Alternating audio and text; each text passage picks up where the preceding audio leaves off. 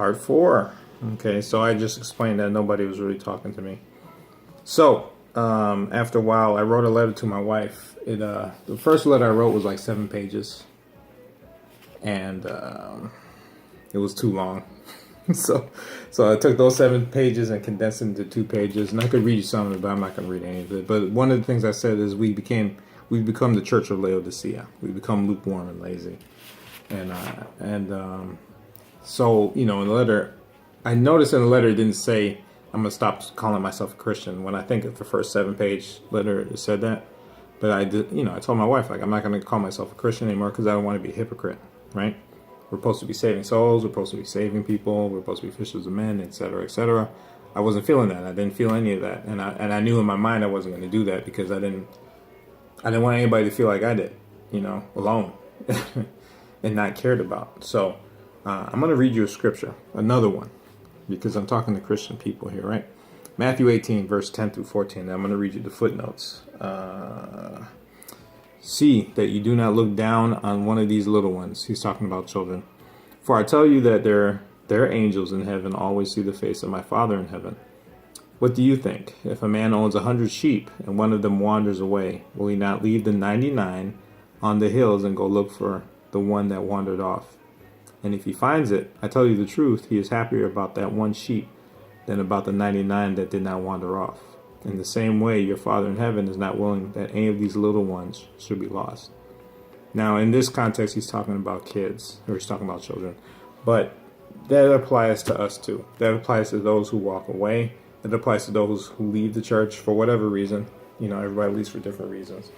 I'm not the first, and I won't be the last. And so this is what stood out to me, the 99, about the 99, the sheep and the 99. And, nobody came after me. Dave Eastman did come to talk to me, but he's the minister. And he's only been there for a couple of years. I want to know what happened to all my other friends, right? The guys that I've known for 18 years. Where were they? When I talked to them, did they get a sense that something was going on with me spiritually? I'm going to read you the footnotes from this very scripture and see if this helps. Let me make sure I got it right. Footnotes 10, 18, 10. Okay. It says here, our concern for children must match God's treatment of them. Certainly angels are assigned to watch over children, and they have direct access to God. These words ring out sharply in cultures where children are taken lightly, ignored, or aborted. If their angels have constant access to God, the least we can do is allow children to approach us easily in spite of our far too busy schedules. Okay, that's one footnote. The other, just as a shepherd is concerned enough about one lost sheep to go search the hills for it, so God is concerned about every human being that he has created. He is not wanting anyone to perish. 2 Peter 3:9. You come in contact with children who need Christ at home, at school, in church, and in the neighborhood. Steer them toward Christ by your example, your words, and your acts of kindness. Now, again, it's talking about children, but we are all God's children, right? So everything that just said, that's what I felt like that should have been happening, for me.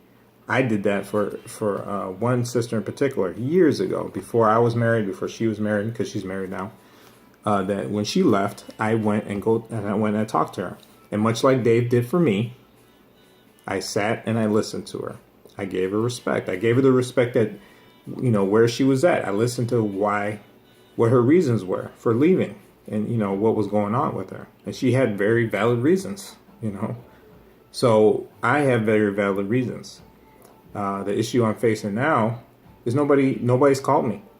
Nobody called me when I left, right? Because of work reasons. Nobody for that whole year. Nobody called me when I decided to say, hey, I'm not going to call myself a Christian anymore. I only told my wife this. And then I guess she told other people eventually, roundabout. Nobody called me then. Nobody followed this scripture about the 99 sheep. Nobody came and got me or talked to me or listened to me or anything. And now I feel like, so now I'm feeling like I'm a bad guy, right? Because nobody calls, nobody cares. People that I did talk to, like people who I would call, now they don't even return my phone calls. What is that? That's not cool, Now, the thing is, of course, my wife and I are going through a separation, right? So I'm sure that that has an influence on it, but at the same time, I'm holding y'all accountable. Those who call themselves Christians who know me, you haven't called and got my side of the story, have you? This is the reason I'm doing this video, because you're not going to do it. And you need to. Like, you need, for people in the future, because I'll be long gone, you won't see me anymore. Like I said, I'm not the last to leave, and I won't be the last. They're gonna be people in the future who are gonna want to leave. Are you gonna go after them? Are you gonna listen to what they have to say? Are you gonna give them the dignity and the respect that they deserve? Because nobody's done that for me. Just Dave. You know, and like I said, I've done it for not just, I did it for that one sister. Her name was Sonia. You know, I talked to my brother Dion about his marriage, but, you know, and I've done little roundabout things. But, you know, we got to do better. Okay, I'm stopping.